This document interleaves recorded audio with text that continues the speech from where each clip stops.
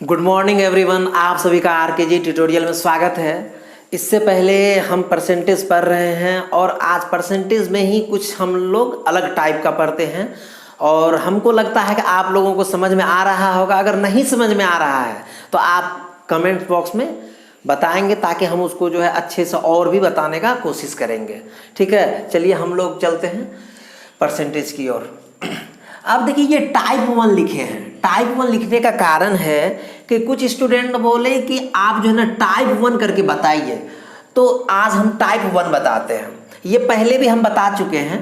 जैसे क्वेश्चन है, एक परीक्षा में उत्तीर्ण होने के लिए 45% अंक प्राप्त करने हैं और राम ने 30% अंक प्राप्त किया तो तथा वह 60 अंकों से फेल हो गया, तो कुल पूर्णांक क्या है। ठीक है, इससे पहले भी बता दिए हैं। हमको लगता है जो कंटिन्यू देख रहे हैं वो कहीं ना कहीं इसको समझ गए होंगे और बना भी लिए होंगे कि एक परीक्षा में उत्तीर्ण होने के लिए 30% अंक प्राप्त करना था और वह 60 अंकों से फेल हो गया, तो कुल पूर्णांक क्या, तो कुल पूर्णांक कितना है। तो उत्तीर्ण होने के लिए कितना चाहिए था परसेंटेज। पास होने के लिए कितना परसेंटेज चाहिए था। पास मार्क्स चाहिए था 45% में 45%, लेकिन वो कितना प्राप्त किया, 30% प्राप्त किया। तो फेल ही होना है क्योंकि उसको 45% लाना था, प्राप्त किया 30% लाया है और वो फेल हो गया है। ये फेल हो गया क्योंकि 30% से फेल हो जाता है। अब कहता है तथा वह 60 अंकों से फेल हो गया। ठीक है, आपको अंक में बता दिया है कि कितना नंबर से फेल है, 60 अंकों से फेल हो गया है। अगर परसेंटेज में पूछेंगे कि कितना अंकों से फेल हो गया है तो आप बोलेंगे अच्छा 45 में पास है, वो 30 लाया है, इसका मतलब 15% से फेल हो गया है। मतलब 30 में 15 जोड़ेंगे तो 45, मतलब 15% से फेल हो गया है। और अंक में बोलेंगे तो कितना बोलेंगे, 60 अंक से फेल हो गया। हम लोगों का क्वेश्चन बन गया। तो यही अब जो है 15% है, 15% है 60, क्योंकि 15% से फेल हुआ है या तो 60 नंबर से फेल हुआ है। और तो पूछ रहा है टोटल पूर्णांक, तो टोटल पूर्णांक 100 है x। क्वेश्चन बड़ा है, सॉल्यूशन एक लाइन का है, तो 100% है x। अब इसको कटा दीजिए, 15 छाके 15 चौके 60, 15 चौके 60, तो x इक्वल टू कितना हो जाएगा। x इक्वल टू 4 को मल्टीप्लाई 100 से करेंगे तो 400 आंसर। बहुत ही सिंपल है। अब देखिए इसी में दूसरा टाइप है, इसको समझिए अच्छे से। एक परीक्षा में सीता ने 30% अंक प्राप्त किए तथा वह 50 अंक से फेल रही। 30% अंक प्राप्त किए और कितने अंकों से फेल रही, 50 अंक से फेल रही। इसी परीक्षा में राम ने 40% अंक प्राप्त किया और वह न्यूनतम अंकों से 20 अंक अधिक लाया। मतलब राम तेज था पढ़ने में, वो 40% अंक लाया और पास होने के लिए जितना नंबर चाहिए था उससे वो कितना नंबर अधिक लाया, न्यूनतम अंकों से 20 अंक अधिक लाया। न्यूनतम अंकों से कितना अधिक अंक लाया, 20 अंक अधिक लाया। अब देखिए कि ये 30% लाया था, ये लाया है 40%। इस दोनों के बीच में कितना का डिफरेंस है, 10% का। और नंबर के बारे में पूछें कि कितना नंबर का डिफरेंस है, तो देखिए ये जो है कितना अंक से जो है 50 अंक से फेल हुआ। 50 अंक आता तो पास होता, 50 अंक से ये फेल हुआ।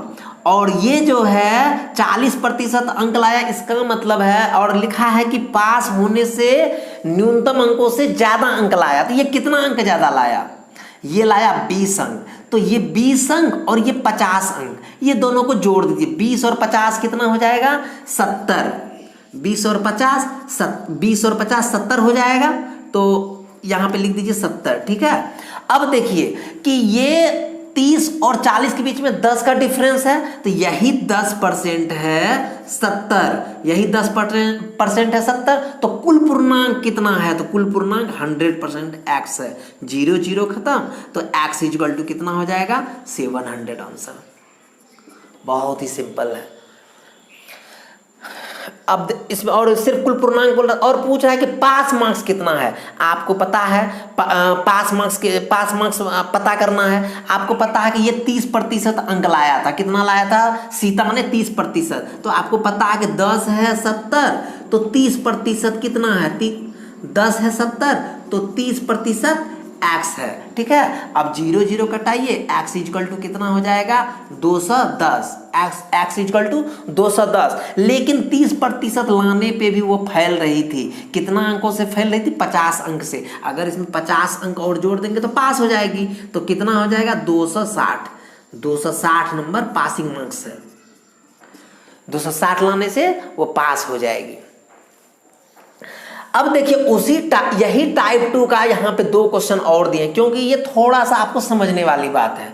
अब देखिए उसी में कि एक परीक्षा में एक विद्यार्थी ने 30% अंक प्राप्त किए तथा वह 85 अंकों से फेल रहा, और इसी परीक्षा में दूसरे विद्यार्थी ने 44% अंक प्राप्त किया तथा पास होने के न्यूनतम अंकों से 34 अंक अधिक लाया। तो पूर्णांक ज्ञात करिए, ठीक है। अब जस्ट वही करेंगे, 30% अंक प्राप्त करना था और 30% अंक प्राप्त किया और 85 अंक से फेल कर गया, और ये 44% अंक प्राप्त किया और ये न्यूनतम अंकों से 34 अधिक लाया। तो 30 और 44 का डिफरेंस कितना है? 14। 30 और 44 का डिफरेंस कितना है? 14। तो यही 14% है। अब इसका मार्क्स जोड़ दीजिए। ये 85 अंक से फेल रहा और ये 34 अंक जो है अधिक लाया, तो 85 और 34 को जोड़ दीजिए। 85 और 34 को जोड़ दीजिए, कितना होता है? तो 5 4 9 8 3 11, 119। तो ये है 14% है 119, क्योंकि ये दोनों मार्क्स को जोड़ देना है। 34 प्लस 85 119 हुआ। तो यही 14% है 119। तो पूछा पूर्णांक क्या है? पूर्णांक अपने आप में 100% होगा, तो 100% कितना है? x है। अब 7 से कटा दीजिए। 7 दूना ही 14, 7 दूना ही 14, 7 एकम 7, सॉरी 7 एकम 7, और कितना हो गया 4 7 7 49। अब 2 से कटा दीजिए इसको इधर, 50 बार में ऊपर ऊपर करता है। तो x इक्वल टू कितना हो जाएगा? 17 × 50, तो 17 × 5 = 85, 850 आंसर हो गया। अब देखिए कि पूछ रहा है कि पासिंग मार्क्स कितना है। तो आपको पता है कि ये 30% अंक लाया था एक विद्यार्थी और 85 अंकों से फेल कर गया था। तो हम पहले निकाल लेते हैं 30% कितना है। तो पता है आपको 14% है 119। अब ये 14% कैसे आया 119, हम शुरू में बता दिए हैं।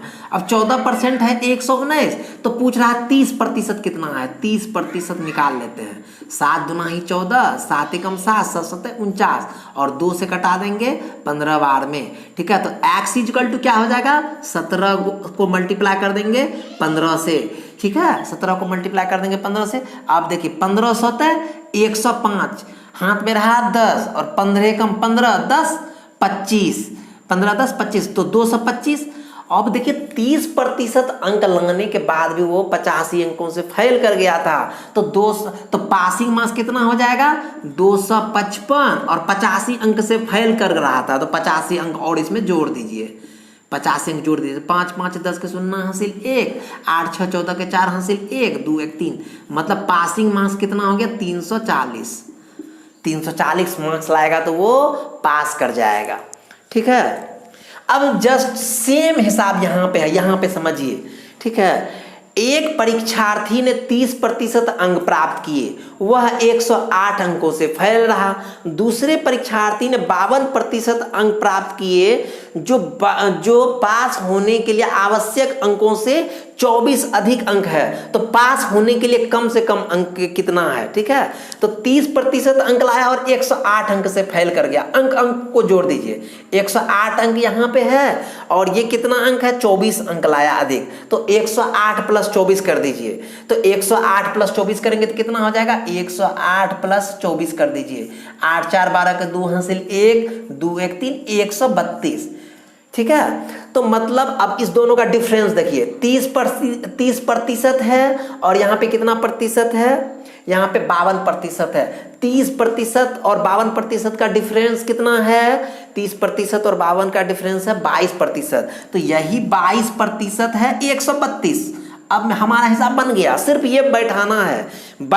ऊपर में परसेंट है, मतलब परसेंट है 22% है 132। अब जो पूछेगा वो निकाल देंगे। अगर पूछेगा टोटल पूर्णांक, तो टोटल पूर्णांक 100% है x, निकाल दीजिए। 11 दूना ही 22, 11 कम 11, 11 दूना ही 22, 2 से 2 छा के 12, तो x इजिकल टू कितना निकल जाएगा, 6 से मल्टीप्लाई कर देंगे 600। ये टोटल पूर्णांक हो गया। अब पूछेगा आपसे कि पासिंग मार्क्स कितना है, पासिंग मार्क्स कितना है। तो आपको पता है 30% अंक लाया, 108 अंक से फेल कर गया। हम लोग क्या करेंगे, 30% निकाल के 108 जोड़ देंगे और उसको पास कर देंगे। ठीक है, तो आपको पता है कि 22 है 132, जस्ट वही है, 22 है 132, तो 100 है कितना ये निकाले। अगर पूर्णांक पास मार्क्स निकालना तो 30 निकालेंगे और उसमें जोड़ देंगे। तो 30% कितना है x, क्योंकि 30% लाने के बाद 30% अंक लाने के बाद 108 अंक से फेल कर गया, तो 30% है कितना, ठीक है, 11 दूना ही 22, 11 कम में 11, 11 दूना ही 22, 2 छा के 12, तो x इजिकल टू कितना निकल जाएगा, x इजिकल टू निकल जाएगा 6 के 18, 180। और 180 लगने के बाद भी फेल कर गया कितना अंक से, 108 अंक से, इसमें 108 जोड़ के इसको पास कर देंगे, तो पासिंग मार्क्स निकल जाएगा। 8 का 8 हो गया और यहाँ पे भी फिर 8 हो गया और 1 1 2, 288, मतलब पासिंग मार्क्स कितना हो गया, 288 आंसर। ये जो है इस टाइप का जो भी क्वेश्चन रहेगा ये एक लेवल क्वेश्चन है। आप कहीं भी किसी भी एग्जाम में अगर ये आप बना दे रहे हैं तो समझिए कि अंक वाला जो भी क्वेश्चन है आपसे सब सॉल्व हो जाएगा। ठीक है, मिलते हैं हम लोग अब एक कल नए वीडियो में आप लोगों से और कुछ अलग टाइप के क्वेश्चन को लेकर। तब तक के लिए धन्यवाद।